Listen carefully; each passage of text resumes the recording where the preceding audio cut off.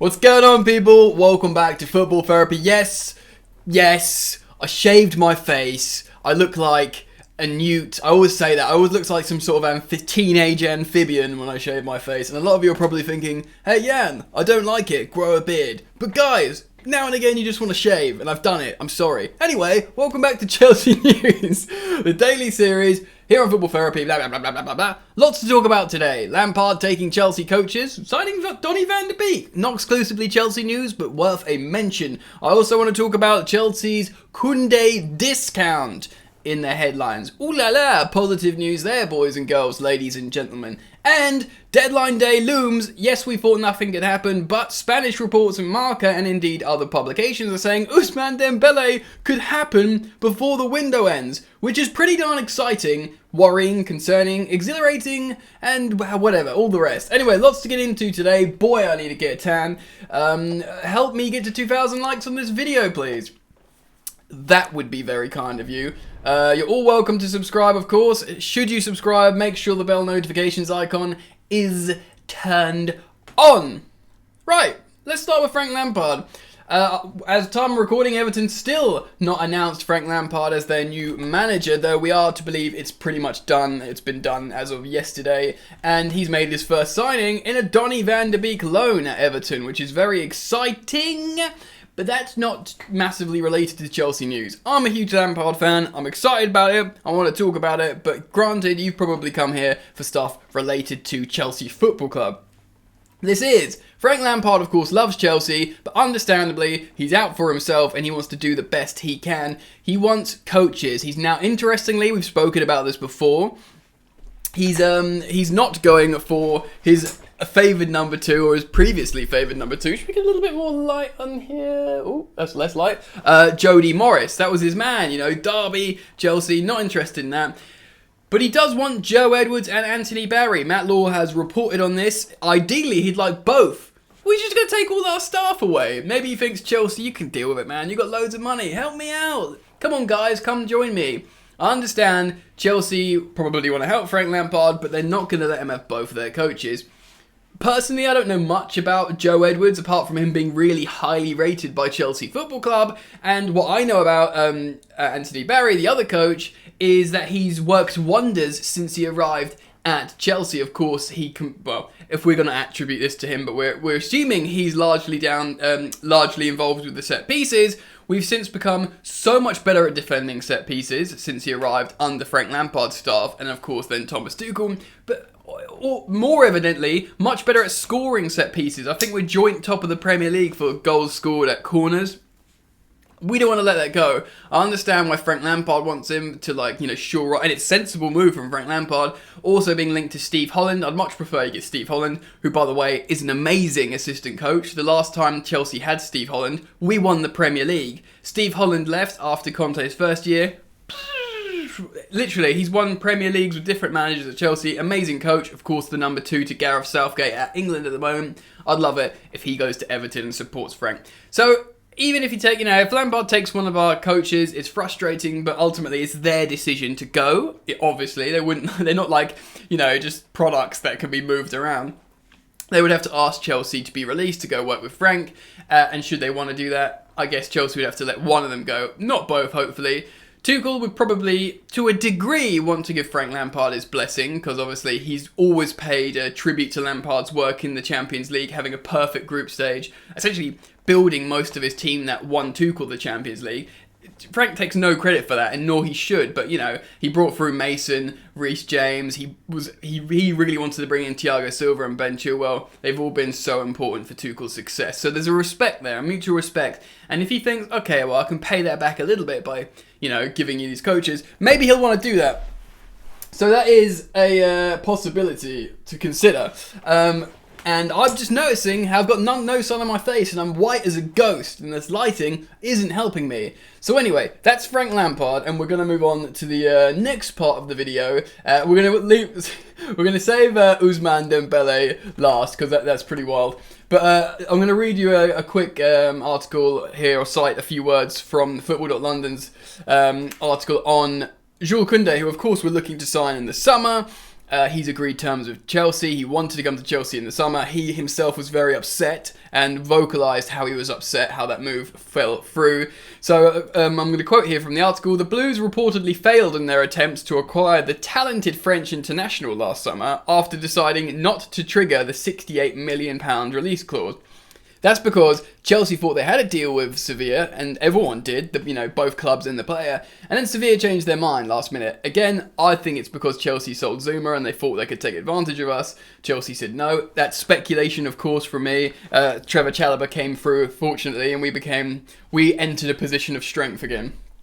Anyway, to read on, whilst the Spanish club are reluctant to sell their star asset in the January market this month, they're not going to sell him, they will, however, be willing to negotiate the deal in the region of £40 million. So that is pretty much £30 million less than what they were saying last summer. Much, much better. Jules Kounde's probably spoken to the club himself, like, look man, I wanted to go, I thought I was going, I stayed another year, you are going to sell me or I'm going to make a crap storm here, do you know what I mean? So that's interesting enough.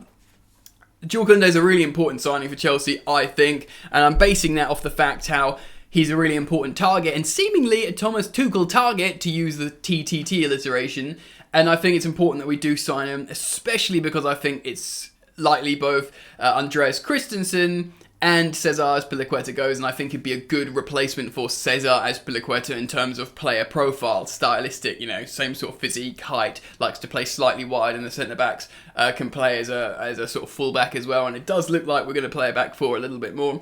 And also, if Thomas Tuchel's system with a back four is more defensive fullbacks, Yamalang Star style, then, Jules Kounde could be a defensive right back there.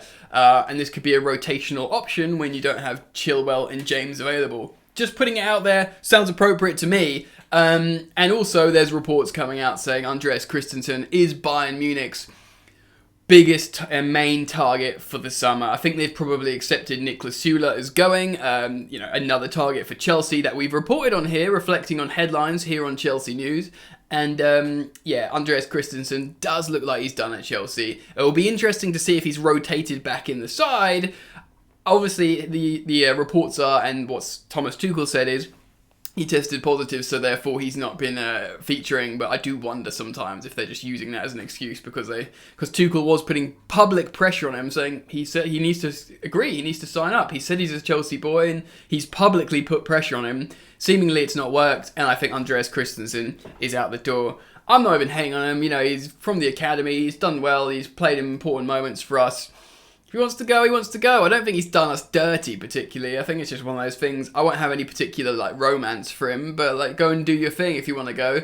I'll be very romantic about Cesar Azpilicueta's exit, but not so much Andreas Christensen. So no love lost there. Hey, look, it's Ghost Yan again. Jesus Christ. Alright, let's finish and let's talk about Ousmane Dembele. So, reading a tweet here from Absolute Chelsea on Twitter at Absolute Chelsea. Chelsea are, quote, willing to sign, end quote, Ousmane Dembele in the next 48 hours. It is unclear as to whether they are looking for a loan deal or a permanent transfer. Of course, if it's a loan deal, it would just be getting the wages off the books for Barcelona for the final 6 months of his contract if he's not playing. And also, as well, it would probably be a loan fee from Barcelona. So they're like, oh, we'll get a few quid for him before his contract expires, rather than him just sitting on the bench doing nothing. Remember, he cost them 140 million, and they're going to let him go for free. He's 24 years old. It's an absolute nightmare. Now, MARCA, Spanish publication, Spanish outlet as well, are suggesting that Chelsea will sign him. Now, obviously, you take everything they say with a pinch of salt. Manic. Chelsea like to do things sometimes on the deadline days. Historically, we've done that. Realistically, you have to think, surely we're not going to sign Ousmane Dembele on deadline day when we've got all these attackers at Chelsea that we can't fit in. But then again, Chelsea is a crazy club and we do crazy things. I'm choosing to look at the positive element of this, and that is Thomas Tuchel loves Ousmane Dembele. He's pulled him out of a lineup above everyone else over he's coached, above Mbappe, above Neymar, prime Aubameyang at Dortmund, all of them, and said he's the most skillful player. He loves him. He recently said in a press conference that he's got a great affection for him. If he's a target, Tuchel's won us the Champions League. This guy is one of his favourite players. He's only 24. We could probably get him on a free transfer if still big wages. Keep the gaffer happy. Obviously the attack's not working. We're going to have a bloated squad. We'll have to sell attackers in the summer. What do you do? Do you buy him? I mean, personally, I'm choosing to look at this through the lens of, if Tuchel wants him, get him. None of the other attackers are lighting stuff up at the moment. Hakim Ziyech looks good if we play a certain formation.